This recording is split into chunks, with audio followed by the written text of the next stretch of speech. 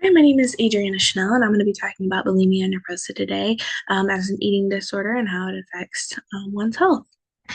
Bulimia nervosa, as defined by Merriam-Webster, is a serious eating disorder that occurs mostly in females. Is characterized by compulsive overeating, usually followed by self-induced vomiting, laxative or diuretic abuse, and is often accompanied by guilt or depression.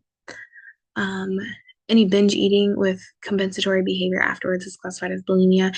Eating enormous amounts of food in a short span of time and lacking the control to stop it is the first sign, followed most commonly by vomiting. These events typically occur at least once a week.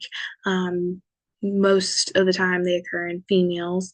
And bulimia does not discriminate when it comes to ethnicity and race. Um, Eating disorders date all the way back to 700 BC, where Romans would dine at large banquets and then they would go and vomit to allow themselves to return back to the banquet to overindulge yet again. Some signs and symptoms you might notice if someone has bulimia include being obsessed with their weight, frequent restroom trips, being more withdrawn and isolated, frequent mood swings, and they just exude a low self esteem and a low self confidence. Um, if you yourself have bulimia, you might notice some fluctuations in your weight, some stomach cramps, irregular periods, dizziness, fainting, and cuts on fingers from self induced vomiting. Um, how bulimia affects a person's health. Dizziness, fainting, syncope can occur due to low blood pressure. Consistent vomiting and binging can promote depression and anxiety if that's not already present.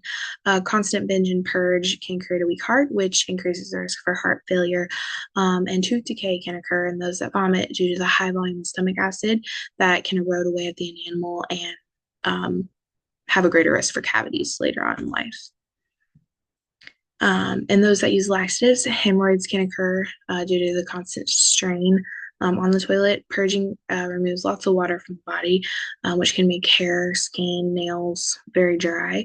Occasionally, ovulation can cease, which pauses menstruation, which creates many pregnancy complications. Dehydration is also common due to the fluid loss, and extreme loss of electrolytes can be detrimental if not properly treated. Common abnormal lab results include anemia, low potassium, low hormone levels, and that electrolyte imbalance. Some causes and risk factors. The cause of bulimia is actually unknown. It's been thought that genetics and family influences can contribute. There are many psychological and emotional stressors that can cause low self-esteem, which can lead to bulimia. And many sociocultural influences, like one's peers or social media, can also contribute. Some treatment, once a diagnosis has been established by a physician, proper treatment can occur. The best medicine is proper nutrition and an eating plan curated by a dietitian. Sometimes medications are necessary if anxiety and depression accompany the bulimia. Therapy is often recommended. Preventions, just being properly educated on a healthy diet early on in life, minimizing social media exposure, and talking to a dietitian if maintaining proper nutrition is a struggle. Overall, this is my presentation on bulimia. Here are the sources that I used, and thank you so much for watching.